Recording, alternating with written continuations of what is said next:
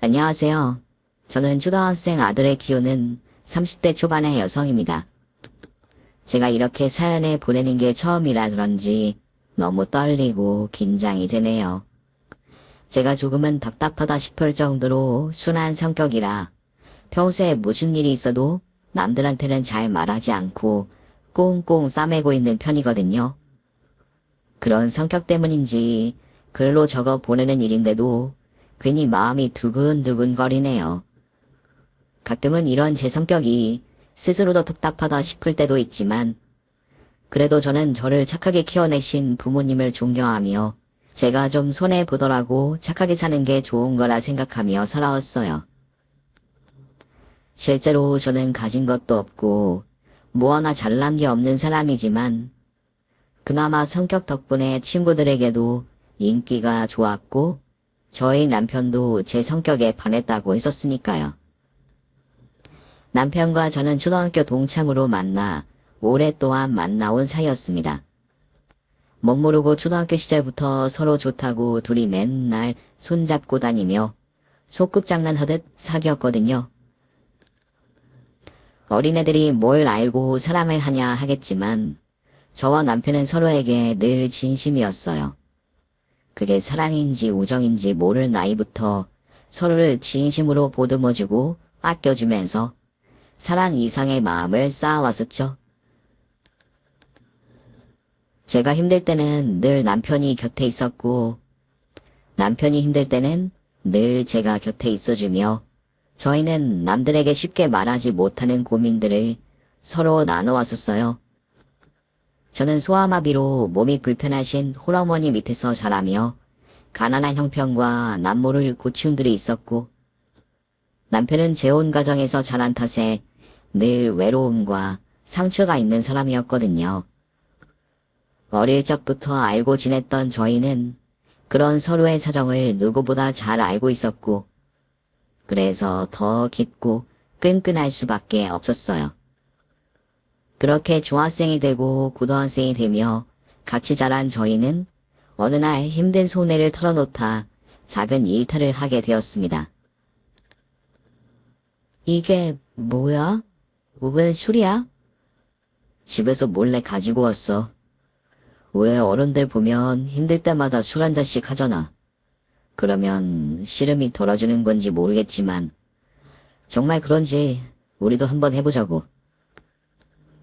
남편과 제가 평소 별다른 일탈을 꿈꾸는 학생들은 아니었지만 20살을 코앞에 둔 그 나이대 아이들이 철없는 행동을 한 번쯤 하듯 저희도 그랬습니다. 어느 날 남편이 속풀이를 해보자며 가져온 술을 나눠 먹고는 잔뜩 취해버린 거죠. 그리고 처음 마신 술에 취한 저희는 술김에 처음으로 밤을 같이 보내게 되었어요. 아직 성인이 되지 않은 저희가 그런 일을 해서는 안 된다는 걸 알았지만 어쩌다 그런 실수를 하고 말았네요. 그리고 다음날이 되니 당황스러운 마음에 다시는 그러지 말자 약속하며 그 일은 자연스럽게 잊게 되었어요. 그리고 저는 괜히 부끄러운 마음에 한동안 남편을 멀리하게 되었죠. 하지만 떨어져 있는 시간이 느껴지지도 못하게 저희는 얼마 뒤 다시 만나게 될 수밖에 없었습니다. 남편의 아버지께서 갑작스러운 심장마비로 돌아가시게 되었거든요. 그 소식에 저는 남편이 걱정되어 불이 나게 달려갔고 아직 앳된 얼굴을 한 채 상주로 서 있는 남편을 보게 되었습니다.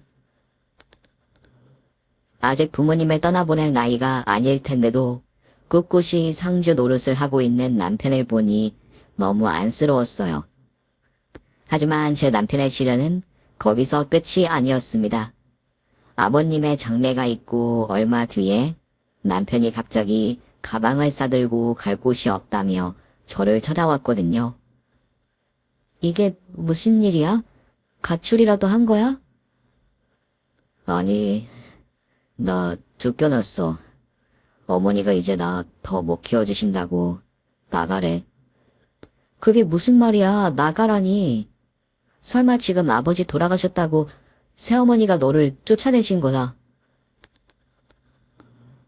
사실 남편은 어릴 적 친어머니를 떠나보내고 새어머니 손에 길러졌습니다. 기억도 가물가물한 어린 시절에 아버님이 지금의 새어머니와 재혼을 하셨고 그 후로 남편은 새어머니 밑에서 자라게 되었죠.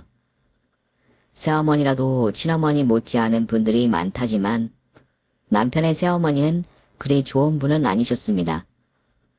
재혼하신 뒤로 직접 낳은 다른 자식들 때문에 그런지 몰라도 아버지 몰래 친자식과 남편을 차별하면서 키우셨더라고요.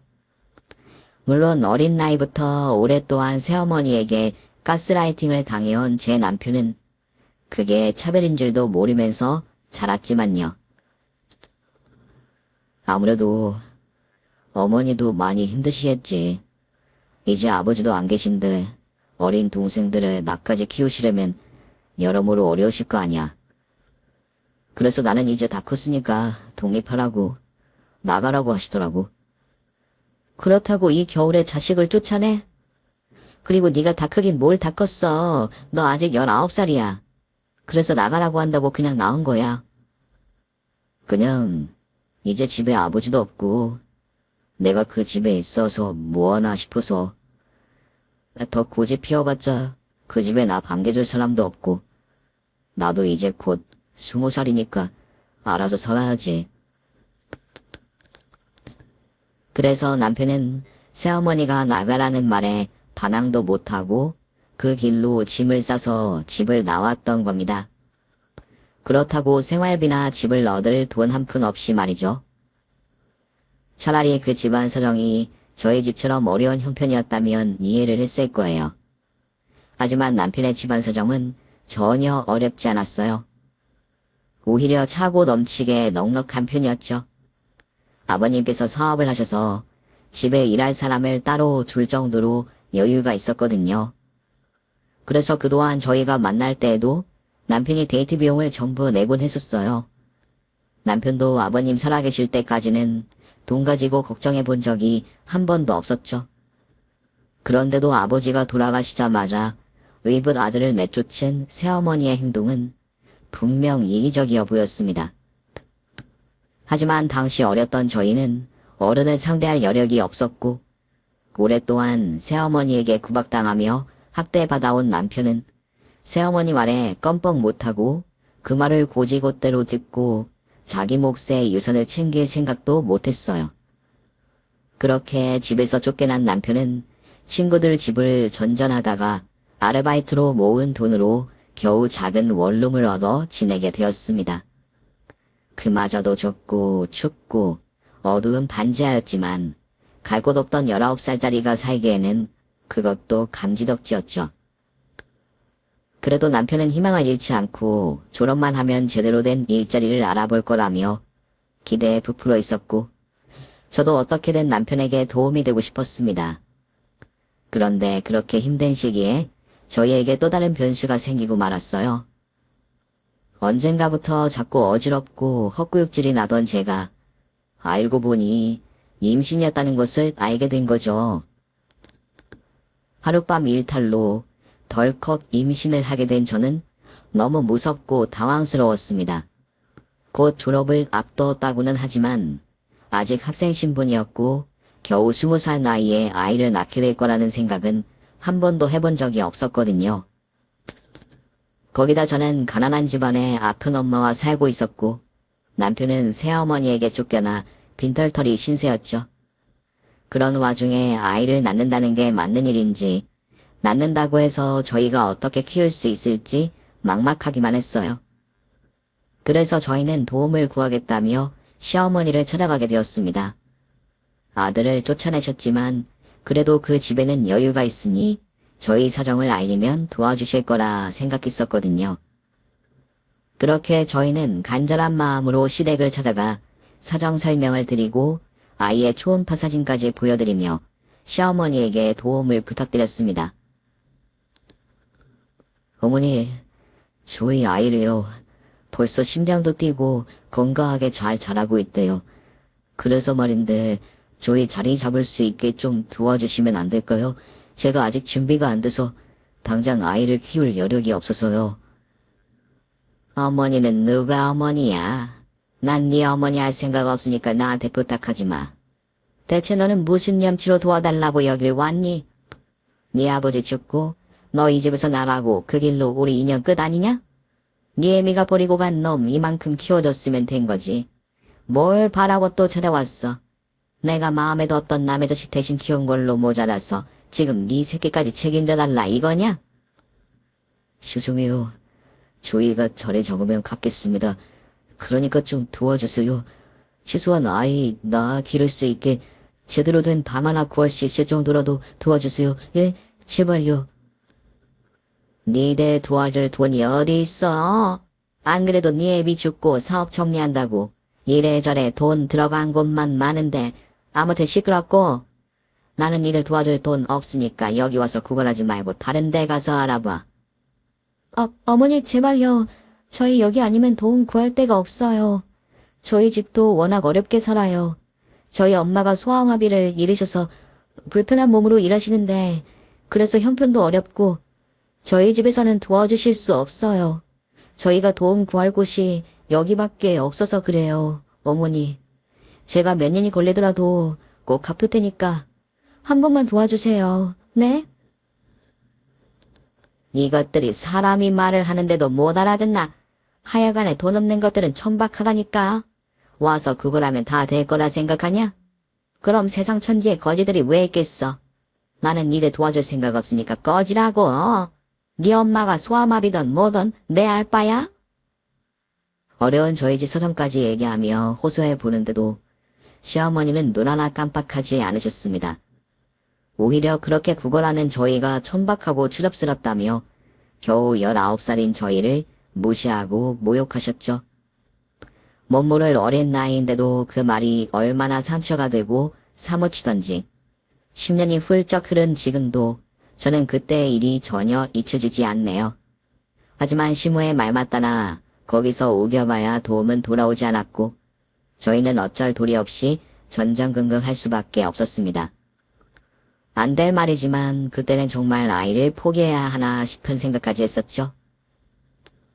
어떻게 해? 우리 이렇게 해서 어떻게 살아? 이런 환경에서 아이를 제대로 키울 수나 있는 거야? 나 너무 무서워. 나 자신 없어, 민철아. 그래도 우리 포기하지 말자, 윤지야. 우리 벌써 아이 초음파도 보고 심장 소리까지 들었잖아. 아이는 건강하게 자라주고 있는데 우리가 포기하면 어떻게 해? 그러니까 우리 아이 낳자. 힘들겠지만 낳아서 어떻게든 길러보자. 내가 할 수 있는 건 뭐든 할게. 막노동을 해서라도 우리 아이 먹여 살릴 테니까 나만 믿어, 윤지야. 그때 남편이 흔들리는 저를 붙잡으며 믿음을 보여주더라고요. 하룻밤 실수로 생긴 아이이지만 귀한 생명을 포기할 수는 없다고 말이죠. 동갑 나이에 가끔은 저보다 어려 보이던 남편이었는데 그때만큼은 누구보다 듬직해 보였습니다. 그래서 저는 그런 남편을 믿고 아이를 지키기로 결심했죠. 물론 너무 무섭고 어려운 상황들이 많았지만 그래도 저와 남편은 쉽게 포기하지 않고 열심히 노력했어요. 그렇게 남편은 낮에는 막노동을 다니고 저녁에는 아르바이트를 하며 쉴 새 없이 일을 했습니다. 그리고 저 역시 임신한 몸으로 부업을 하고 아이를 낳은 후로는 갓난아이를 등에 업고 식당 일까지 다녔죠. 저희 둘 다 성적도 좋고 대학을 목표로 하던 학생들이었지만 어쩔 수 없이 학업을 포기하고 힘든 일을 할 수밖에 없었습니다. 하지만 저희의 아이를 지켜내고 남편과 함께 아이를 키워냈던 그 시간들은 절대 후회하지 않을 만큼 행복하고 귀중한 시간이었어요. 하지만 그런 행복도 그리 오래가지 못했습니다. 저희 아이가 3살 되던 해에 여전히 막노동을 다니며 고생하던 남편이 사고로 세상을 떠나고 말았거든요. 어려운 와중에도 남편과 있으면 견딜 수 있었던 저는 갑작스러운 남편의 사망 소식에 크게 충격을 받고 망연자실할 수밖에 없었습니다. 하지만 당시에는 남편을 잃은 슬픔에 빠져 있을 수도 없었어요. 당장 어린 아들과 먹고 살 궁리를 해야 하다 보니 저한테는 슬픔도 사치이더라고요. 안 그래도 남편과 둘이서 어려운 형편에 근근히 살아가고 있었는데 이제는 남편마저 떠나버렸으니 먹고 살기가 더 막막해졌죠. 공사판에서 힘든 일 하다가 사고로 죽은 것도 억울해 죽겠는데 그렇게 받게 된 보상금은 위로금 명목으로 나온 얼마 안 되는 돈뿐이더라고요. 당시 남편은 직원이 아니라 하청인력 업체 직원이었고 그래서 회사에서는 자기네들 소관이 아니라며 보상을 회피했어요. 결국 남편의 목숨값으로 껌값 정도를 받게 되었지만 여력이 없어 소송이나 따질 생각도 못하고 포기를 하게 되었습니다. 그런데 엎친 데 덮친 격으로 당시 지내고 있던 집에서 보증금을 올려달라고 하더라고요. 이래저래 당장 목돈이 필요한 상황에 저는 또다시 시어머니를 찾아갈 수밖에 없었죠. 남편의 장례식에도 찾아오지 않은 시모였지만 그래도 그 사람이 조금이나마 양심이라는 게 있다면 죽은 의붓 아들이 불쌍해서라도 저희를 도와주지 않을까 조금은 기대를 했어요. 하지만 역시나 시모는 제 등에 업힌 아이를 보고도 저를 측은히 여기지 않았습니다. 오히려 이제는 남편까지 죽은 마당에 제가 자기랑 무슨 인연이냐며 쌍욕을 하고 쫓아내버리더라고요. 돈이 없어 보이지도 않는 형편인데 자기 아들들 곧 대학 보내야 해서 돈이 없다고 하더라고요. 자식들 대학 보낼 등록금은 걱정하면서 당장 길에 나앉게 생긴 저와 아들은 모른 척하는 시어머니의 인성에 저는 혀를 내둘렀습니다. 애초에 그런 사람에게 기대를 했던 제가 잘못인지 모르겠지만 어쩜 그렇게 인정이 없는지 모르겠더라고요. 결국 저는 시모에게 완전히 기대를 접고 그 후로 혼자 고생을 하며 아이를 키워왔습니다. 그리고 남편이 죽고 7년이라는 시간이 흘렀네요. 그 사이 저는 온갖 고생을 마다하지 않고 열심히 아들을 키웠고 제 아들 형옥이는 10살 어린이가 되어 있었어요. 19살 어린 나이에 임신 소식을 알고 당황하고 두려워했던 게 엊그제 같았는데 벌써 10살이 된 걸 보니 또 세월이 너무 쏜살 같다 싶더라고요. 물론 지난 10년 세월 동안 남편이 죽고 친정 엄마까지 떠나시며 좋은 일보다는 힘든 일이 더 많았는지 모르겠지만 저는 저희 아들 덕분에 참 행복했었거든요. 언제 이만큼 컸나 싶어 커가는 게 아쉬울 정도였죠. 그런데 10살이 된 아들은 어느새인가 엄마의 고생을 속상해할 만큼 너무 일찍 철들어 버렸더라고요. 아직 10살밖에 안 된 꼬맹이가 자꾸 엄마한테 효도를 하겠다고 하고 나중에 성공해서 호강을 시켜주겠다고 하지를 않나. 세상에서 엄마가 제일 예쁘다며 저를 지켜주겠다고 운동도 열심히 하는 아들이었어요. 그런 아들 덕분에 저는 남편의 빈자리를 겨우 메울 수 있었지만 가끔은 나의 고생이, 나의 한숨이 내 아들을 철들게 만들었나 싶어 속이 상하기도 했습니다. 남편이 살아있고 우리 형편이 넉넉했더라면 저희 아들도 그런 고민 없이 철부지로 자랄 수 있었을 텐데 말이에요.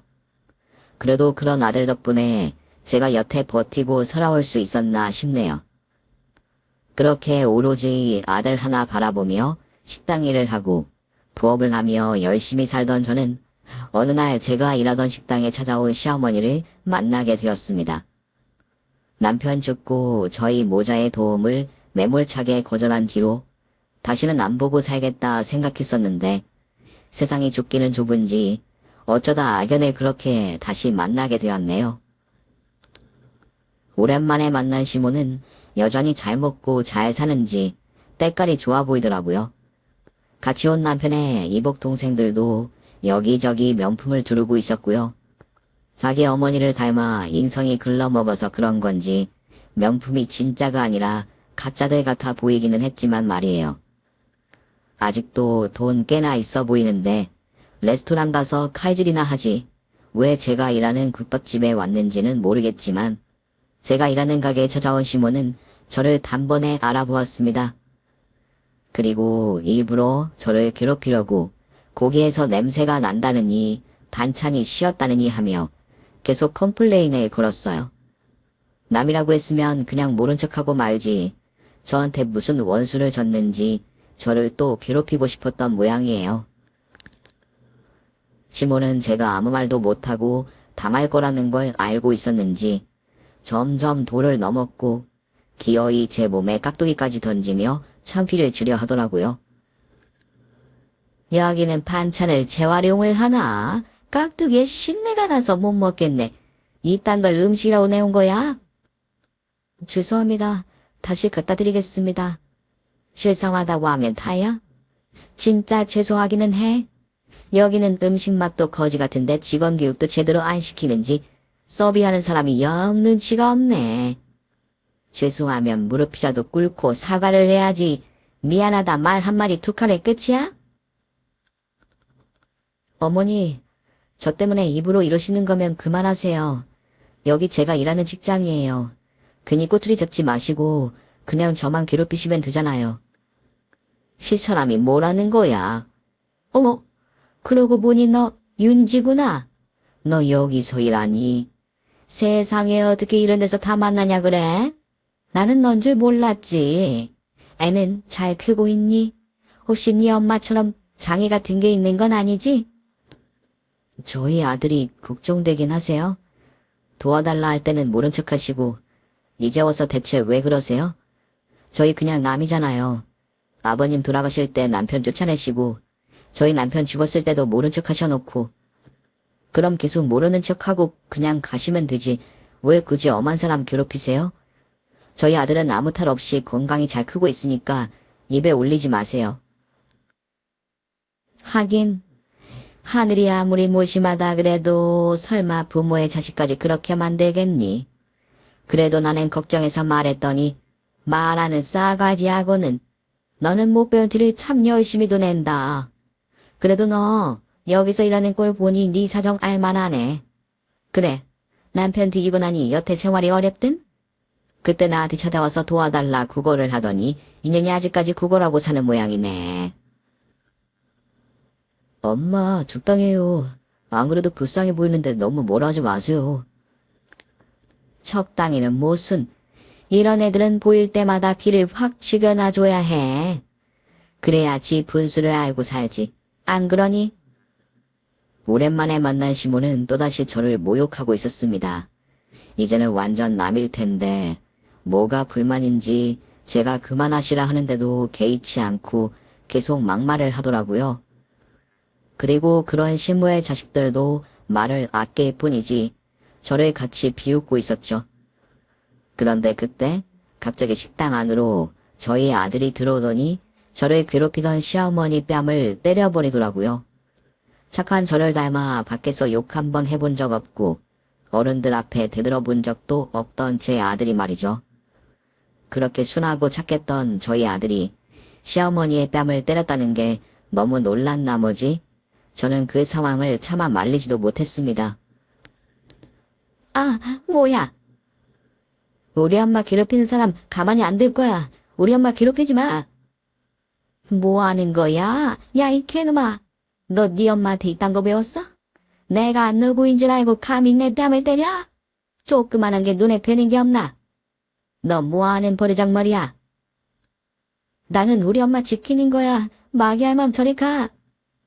아휴, 꼴에 지엠이라고 챙기는 것 좀 봐라. 예, 너 네 엄마 걱정돼서 달려온 거니? 근데 내가 네 할머니라는 거 모르니? 어디 할머니 얼굴에 손을 대? 너 할머니 때리라고 누가 가르쳤어? 할머니라니, 난 당신 같은 할머니 없는데 당신이 뭔데? 형우가, 그러지 마. 이분 너희 할머니셔. 할머니한테 얼른 사과드려, 형우가. 아이가 자기는 할머니가 없다며 따져 묻는데 그 아이 말이 뭐가 틀린가 싶어 저도 할 말이 없었어요. 저희 아들은 그간 할머니의 존재를 알지도 못하고 시모를 제대로 만난 적도 없으니 그럴 만도 했죠. 그런데 시모는 아이의 그 말이 또 기분이 나쁜지 저희 아이에게 막말을 퍼부었습니다. 당황한 제가 뒤늦게 상황을 수습해보려 했지만 이미 열이 받을 대로 받은 시어머니가 저희 아들에게 험한 말을 한 뒤였죠.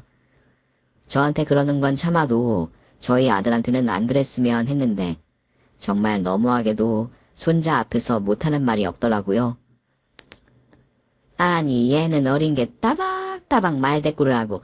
인연아, 넌 네 아들 참 잘 가르쳤다. 그래도 아이 앞에서는 그러지 마세요. 아직 어린아이인데 말씀이 너무 심하시네요. 저희 아들 교육은 제가 알아서 잘할 테니까 어머니도 이제 그만 돌아가 주세요. 가긴 어딜 가라는 거야. 너 지금 네 아들 새끼라고 내 앞에서 감싸니? 그리고 어디 나더러 이래라 저래라야. 네가 그럴 소리 하기 전에 네 새끼 교육부터 잘했어야지. 이게 어디서 어린 놈이나 나이 든 년이나 쌍으로 나한테 지랄이야. 너 하는 꼴았으니 보니까 네 새끼 어떻게 키웠는지 뻔히 보인다. 당신이 뭔데 나랑 우리 엄마 욕해? 당신 우리 아빠 낳은 사람 아니잖아. 우리 친할머니도 아닌 게 왜 우리 엄마 괴롭혀? 왜? 그때 저희 아들이 시어머니더러 친할머니도 아닌데 저를 괴롭히느냐며 화를 내더라고요. 저는 남편 죽은 후로 아이 앞에서 시댁 얘기를 꺼낸 적도 없었는데 애가 친할머니가 아니라는 건 어떻게 알았나 당황스러웠습니다. 이게 그래도 너 네 자식한테 내가 네 남편 낳은 애미 아니라고 떠버리겠냐? 네가 평소에 애한테 무슨 말을 했길래 애가 이딴 소리를 해? 효우가 너 그건 어디서 들었어? 누가 말해줬어? 나도 다 알아. 저 할머니가 우리 진짜 할머니 아닌 거. 그래서 우리 아빠 괴롭히고 엄마도 괴롭힌 거. 그래서 싫어. 너무너무 싫어. 근데 왜 여기까지 와서 우리 엄마 괴롭혀? 진짜 할머니도 아니면 남인 거잖아. 근데 왜 우리한테 저런 말 하는 거야? 그냥 사라졌으면 좋겠어. 야, 네가 네 애미한테 뭔 소리를 들었는지 모르겠지만 네 애비 내가 걷어먹였어. 애미도 없이 골골거리는 새끼 애써 키워준 게 누군데 조그만한 게 버릇없이 그딴 소리를 해. 그때 내가 네 아빠 안 키워줬으면 너는 이 세상에 있지도 않는 거야. 근데 어디 가짜니 뭐니 나일이야. 너 정말 혼나고 싶니? 됐어. 어머, 저런 애들한테 뭘 기대해. 괜히 기분 좋치지 말고 그냥 가자. 좀 있어봐. 아니 이미 기분 잡쳤는데 가긴 어디가. 이것들 내가 오늘 아주 요절을 내던가야지. 니들 오늘 일이 평생 후회하게 해주마. 자식들이 말리는데도 시몬은 진정할 생각을 못하고 더더욱 화를 내는데 그쯤 되니 저도 너무 무섭더라고요. 제 평생 누구를 이겨본 적도 없는 데다가 저는 저희 아들처럼 똑부러지게 따져 묻는 성격도 되지 못하니까요. 그나마 어린 아들을 보호해야겠다는 생각에 아들이 다칠세라 품에 꼭 끌어안고 시무를 막아서고 있었지만 워낙에 손버릇 안 좋고 입이 지저분한 시무를 제가 제대로 막아설 수 있을까 걱정이었습니다. 그러자 저도 모르게 죽은 남편 생각이 너무 들더라고요. 남편이라도 살아있었더라면 우리 모자의 방패가 되어주었을 텐데 하고 말이죠. 누가 내 새끼들 앞에서 그딴 소리를 해? 평생 후회하게 해주겠다고? 그런 당신이야말로 평생 후회하게 해주지. 그런데 그때 누군가 저희의 앞을 막아서서 저희의 방패가 되어주는 게 아니겠어요? 식당 문을 박차고 들어와 덜덜 떨고 있는 제 앞으로 시무를 막아서며 시무의 막말을 대받아 쳐준 웬 귀인의 등장에 저는 깜짝 놀랄 수밖에 없었습니다. 하지만 그분이 누구인지 몰랐던 저는 그 상황이 당황스럽기도 했죠. 대체 누구이신데 굳은 일에 끼어드시나 길을 가다가 너무 소란스러워 도와주시는 건가 하며 이해를 못하고 어리둥절했습니다. 그런데 그때 제 품에 안겨있던 아들이 뛰어나가더니 그분의 손을 잡고 아는 체를 하더라고요. 할머니가 저 사람들 다 혼내주세요. 저 사람들 아주 나쁜 사람들이에요. 나랑 우리 엄마를 괴롭히고 아빠 욕까지 했어요. 진짜 나쁘고 못된 사람들이에요. 그래? 저 나쁜 것들이 내 새끼들 욕을 하고 그런 소리를 했어? 이거 참 그냥 넘어갈 수가 없겠구나. 그렇지? 그래도 우리 형욱이는 걱정하지 마라. 앞으로 이 할머니가 다 해결해 줄 테니 할머니 믿지? 네, 저는 우리 할머니 믿어요. 저의 아들이 그분을 보고 할머니라고 하며 아는 체를 하는데 그 중년의 여성을 처음 본 저는 쉽게 이해를 하지 못했습니다.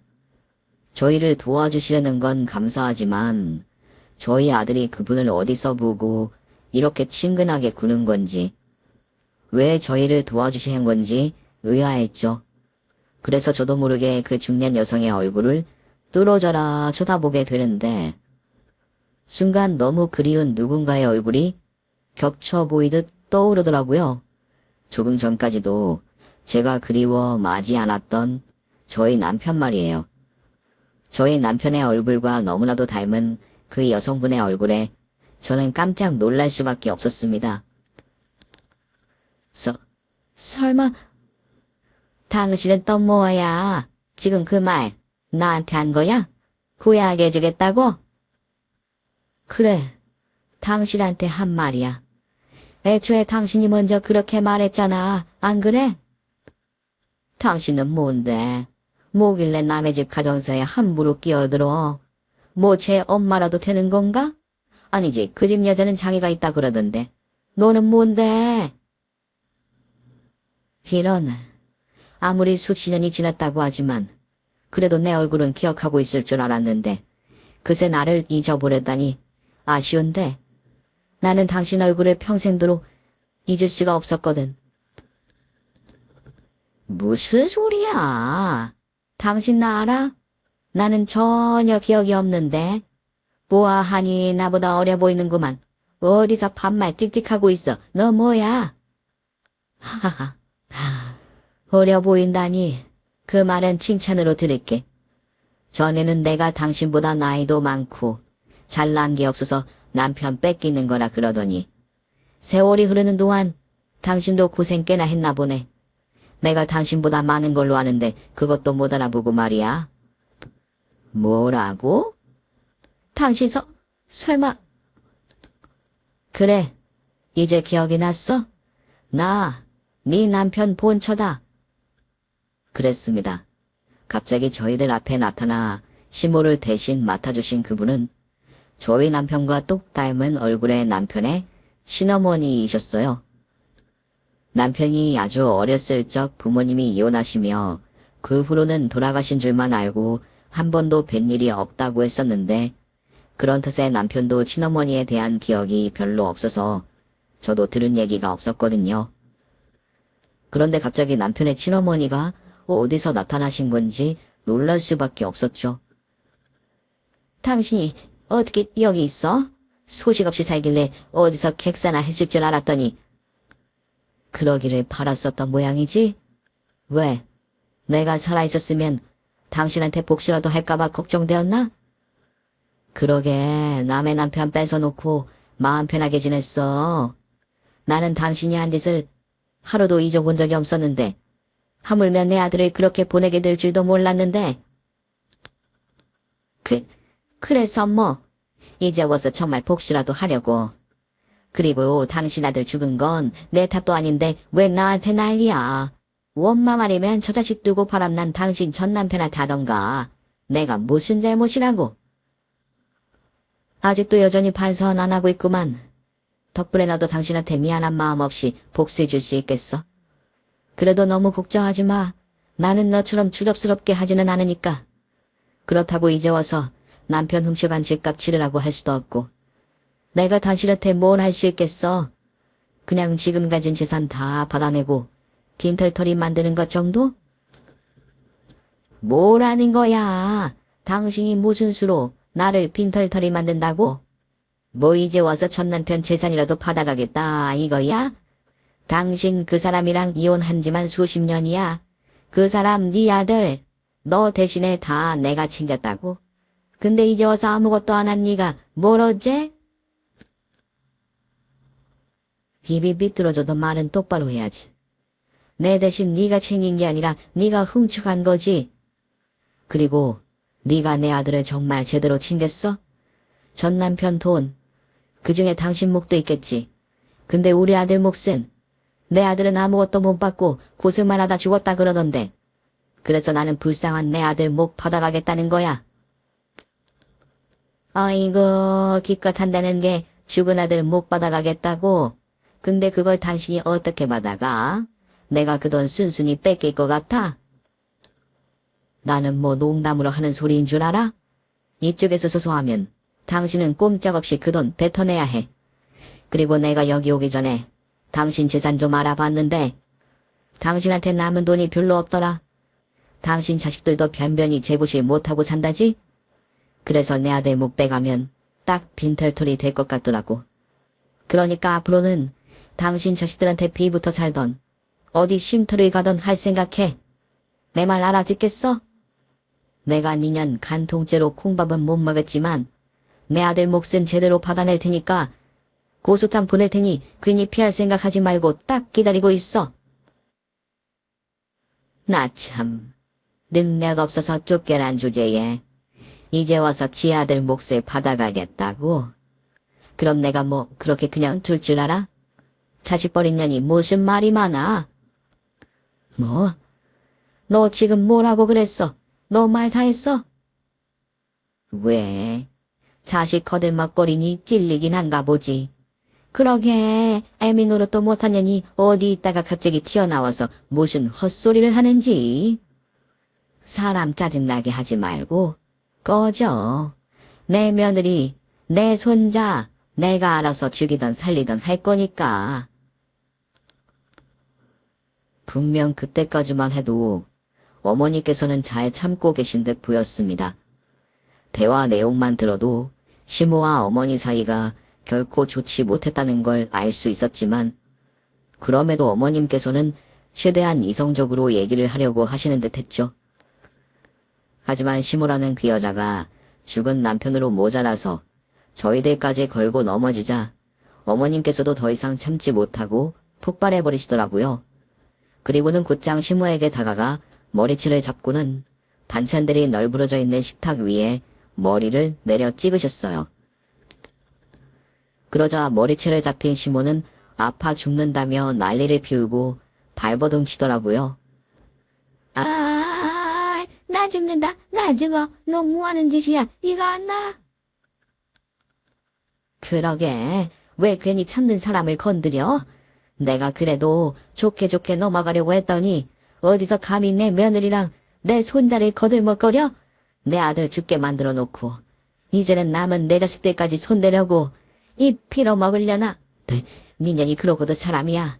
내가 20년 전에는 아무것도 못하고 너한테 다 빼앗겼지만 나도 이제 더는 그냥 참지만은 않아. 나도 이제 돈이라면 있을 만큼 있고 너 같은 거 하나 처리하는 거 일도 아니라고. 너 저 패고 물어줄 깽값은 차고 넘치니까 오늘 어디 한번 너 죽어보자. 내가 수십 년 묵힌 한을 풀어내주마. 그렇게 말씀하신 어머님께서는 시모의 머리채를 잡고 이리저리 돌리시더니 얼굴이며 몸이며 인정사정 없이 두들겨 패기 시작하셨습니다. 저희 시모도 한성격 하는 탓에 지지 않고 같이 달려들려 했지만 이미 기세에 눌려버린 건지 쪽도 못 쓰고 다 하기만 하더라고요. 저는 감히 상상도 못했던 일을 하시는 어머님을 보니 10년 묵은 체증이 싹 내려가는 기분이었죠. 그렇게 한참 시모와 실랑이를 벌이던 어머님은 시모가 바닥으로 널브러져 쓰러질 때가 되어서야 멈추셨고 널브러진 시모 쪽으로 침을 뱉으시고는 옷 매무새를 정리하셨어요. 그리고는 깽값이라며 수표 여러 장을 시모에게 뿌리셨죠. 이 정도면 깽값으로 충분하지? 혹시나 고소할 생각이라면 다시 생각해야 할 거야. 그래봐야 벌금형일 텐데 내가 나라에 돈 내느니 니들이 합의금이라도 받는 게 낫지 않겠어? 그러니까 이거 먹고 떨어지고 네 엄마 병원에나 모셔가라. 당신들 가만히 안 둘 거야? 내가 우리 엄마 폭식까지 해줄 거야. 들어봐. 시모가 맞는 동안 말리지도 못하고 구경하던 시동생들은 괜히 말은 그렇게 했지만 그래도 어머님이 무서운 건지 뒤도 안 돌아보고 시모를 데리고 나가더라고요. 그 와중에 자식들이 다친 어미를 팽개치고 저희 어머님이 던지신 수표들을 하나하나 정성스럽게 챙기는 모습이 어찌나 우습든지 효자 노릇하기는 글렀구나 싶었습니다. 그리고는 돈을 다 챙기고서야 눈치 보며 꽁지 빠져라 도망가는 그들의 모습이 참 통쾌했죠. 그렇게 정리가 되고 어머니께서는 제게 긴히 할 말이 있으시다며 저와 아들을 데리고 나가셨습니다. 그러자 가게 밖에 웬 고급 외제차가 서 있더라고요. 심지어 기사까지 딸린 차가 말이지요. 저는 그런 걸 잘 모르지만 차 좋아하는 저희 아들은 그 차가 몇 억이나 하는 벤츠라며 타고 가는 내내 좋아했어요. 내가 갑자기 나타나서 너도 많이 놀랐겠구나. 내가 너한테 미리 연락을 했어야 하는데 말이야. 어쩌다 보니 효옥이랑 먼저 알게 되어서 먼 발치에서 너희를 지켜보고 있었단다. 할머니가 나랑 놀이터에서 놀아주시기도 하고 학교에 찾아오기도 하셨어. 그래서 알게 된 거야, 엄마. 그러면 저희 소식을 알고 계셨어요? 언제부터요? 그이 그렇게 된 것도 알고 계셨어요? 최근에서야 알았단다. 그 소식 알고 너무나 후회스럽고 너희들에게 미안해서 앞에 나설 자신이 없었단다. 내가 무슨 염치로 이제 와서 내 아들을 찾고 내 며느리를 보겠니? 사실 남편이라 저는 어머님에 대해서 잘 몰라요. 효웅이 아빠도 자기가 워낙 어릴 때 어머니랑 헤어져서 거의 기억이 없다 그러고 그 후로는 새어머니 손에 자라서 그 앞에서 친어머니 얘기를 꺼내지도 못했다고 하더라고요. 어른들은 시시하시고 하니까 자세한 사정은 알지도 못하고 나중에 새어머니가 하는 얘기를 듣고서 어머니가 돌아가신 줄 알았나 봐요. 그런데 이렇게 뵙게 되니 저도 이게 꿈인가 싶네요. 아무리 내 의지가 아니었다고 해도 그때 자식을 지키지 못한 건 내 탓이었어. 내가 어떻게든 민철이를 데리고 나왔어야 하는 건데.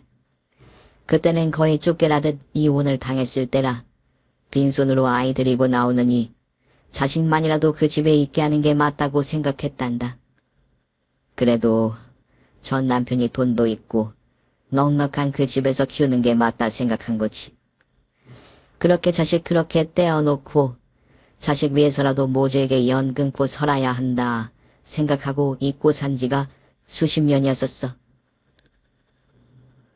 그동안 나는 그 여자가 내 자식을 제대로 키워줄 거라고만 믿고 있었지.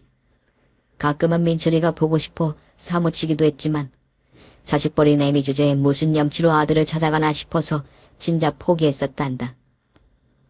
어머니께서는 아들을 못 보고 지낸 오랜 세월이 사무치시는지 한마디 한마디 하실 때마다 무척 버거워 보이셨습니다.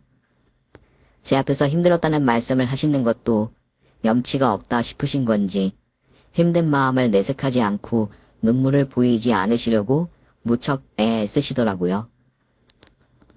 어머님은 스스로를 자식 버리고 간 염치 없는 엄마라며 매도하셨지만 저도 한때는 아이를 포기할까 고민했던 입장으로서 그런 어머님의 심정을 이해할 수밖에 없었어요.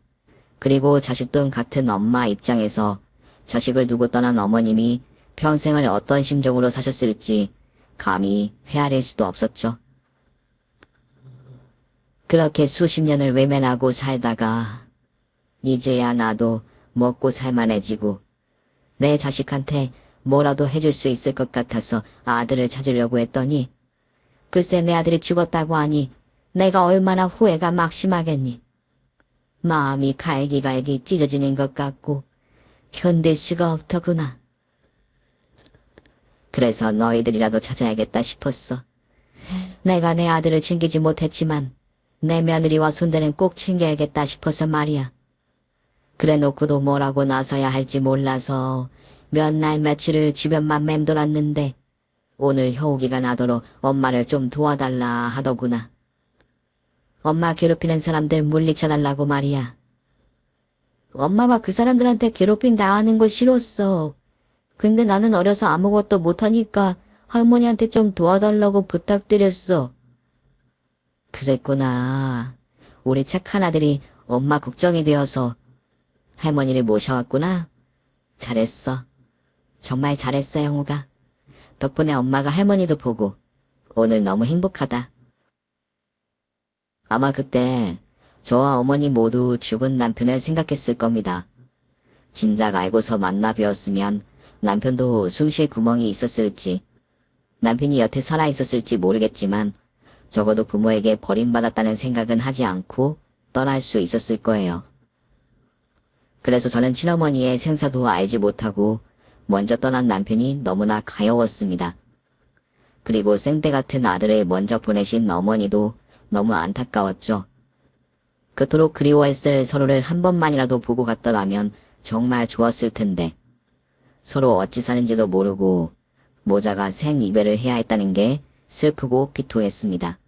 그리고 그 모든 일의 원흉이 제 시모였던 그 여자라는 것이 도저히 용서할 수가 없었어요. 그리고 마찬가지이신 어머니께서는 그 여자가 아들 몫의 유산까지 갖고 있는 꼴은 보지 못하겠다며 제가 남편 몫의 유산을 받아낼 수 있도록 도와주시겠다고 하셨습니다. 그렇게 저는 어머님의 도움을 받아 시모에게 남편의 상속분과 유류분 청구 소송을 걸게 되었습니다. 저는 남편이 죽으면 끝인 줄 알았는데 제가 남편 몫을 대습 상속을 받을 수 있다고 하더라고요. 물론 변호사를 구해야 했고 해야 할 일들이 많아 복잡하기는 했지만 그 문제는 어머님께서 전부 도와주셔서 해결을 할 수 있었어요. 어머님께서 변호사 비용과 소송에 필요한 모든 금전적 도움을 해결해 주셨거든요. 변호사 비용으로 수억이 들어도 상관없다며 최고의 변호사를 선임하신 어머님께서는 그동안 고생 끝에 자수성가를 하셨더라고요. 어머니는 죽기 전에 아들에게 뭐라도 물려주고 싶은 마음에 정말 열심히 살아오셨다고 하셨습니다. 남의 집 파출부 일부터 주방 이모에 봉제 공장에서 봉제이까지 별별 일을 다하며 돈을 모으셨다더라고요. 그러다 얼결에 작은 가죽 공장을 인수하게 되셨는데 어머님이 사업 수완이 있으셨는지 다 무너져가던 가죽 공장을 점점 일으켜 세우신 거였죠. 남대문에도 팔고 동대문에도 팔면서 조금씩 입소문을 타시다가 운 좋은 기회에 해외 수출을 하게 되며 회사를 만들게 되셨답니다. 그렇게 가죽 신발이며 가방이며 액세서리들을 만드시다가 브랜드까지 내셔서 탄탄한 회사로 성장을 시키셨어요. 그렇게 성공하기까지 걸린 세월이 무려 10년이라 하시더라고요. 이혼하고 10년 정도 홀몸으로 고생하시다가 또 10년간 뼈 빠지게 고생해서 번듯하게 회사를 차리셨는데 이제와 그 기쁨을 같이 누릴 자식이 없어 속상하시겠다 싶었죠. 그런데 어머니께서는 남편 대신 제게라도 대신 해주고 싶어 하시더라고요. 어머님께서는 남편에게 못다한 것을 저희에게 대신 해주고 싶으신지 저희와 같이 살자는 제안을 해주셨습니다. 하지만 이미 충분한 은혜를 입었다 생각한 저는 그런 어머님의 제안이 부담스러워 거절하고 싶었어요. 어머니 마음은 잘 알겠지만 남편을 지키지도 못한 제가 남편 대신 그런 대가를 받을 수 없다 생각했거든요. 하지만 어머니는 어떻게든 저와 형욱이를 돕고 싶다고 말씀하셨고 결국 따로 집까지 얻어주신다는 말씀을 듣고서야 저는 어머니와 합가를 결정할 수밖에 없었습니다. 어머니가 부담스러워서 같이 안 살겠다는 말은 아니었어요. 그냥 제가 그런 은혜를 받아도 될지 남편한테 미안하고 죄스러워서요. 저 제대로 배운 것도 없고 가진 것도 없고 며느리로서 많이 실망스러우실 거예요. 그래도 괜찮으세요? 그런 소리 하지 마라. 나는 너한테 바라는 게 아무것도 없어. 그저 우리 아들 사랑해주고 지금도 기억해주는 걸로 고마울 뿐이지. 내가 내 아들에게 부모 노릇 못해줬던 것 너한테라도 대신 해주고 싶은 거란다. 이런 내 마음 이해하겠니? 어머님의 진심에 감동한 저는 결국 어머니와 합가를 받아들이게 되었고 그렇게 저는 새로운 가족을 얻게 되었습니다. 어머니 덕분에 평생 꿈도 못 꿔봤던 좋은 집에 지내며 돈 걱정 하나 없이 사는 생활이 저는 지금도 믿어지지 않네요. 그런데 더 믿어지지 않는 건 뭔 줄 아세요? 바로 제가 새로운 일을 배우고 처음으로 꿈을 꾸게 되었다는 겁니다. 어머님께서 운영하시는 회사를 나중에 제게 물려주고 싶으시다고 하셨거든요. 그래서 저는 지금 어머님 밑에서 회사 일을 배우며 열심히 성장하고 있습니다. 일찍 철든 저희 아들 역시 더 좋은 환경에서 무럭무럭 잘 자라고 있고요. 덕분에 요즘 저와 저희 아들은 매일 웃음이 떠나지를 않네요. 예전처럼 돈이 없어서 아들에게 못해주는 것도 없고, 저희 아들도 괜히 엄마 눈치 볼 것 없이 하고 싶은 것 다 하고 배우고 싶은 것도 다 배우며 지내고 있으니까요. 어머님이 저를 친딸처럼 대해주시는 덕분에 저도 얼굴이 많이 펴졌는지 요즘 저는 어디 가서 무시당하는 일 없이 당당하게 다닌답니다. 더 이상 저를 구박하는 사람도 욕보이는 사람도 없으니 스트레스도 없고요. 그럼 저는 앞으로도 시어머니를 친어머니처럼 모시며 행복하게 살도록 하겠습니다. 감사합니다. 오늘 준비한 사연은 여기까지입니다. 재미있게 들으셨다면 구독과 좋아요, 알림 설정까지 눌러주세요. 그럼 저는 다음 사연으로 찾아뵐게요. 오늘도 건강하고 행복하세요.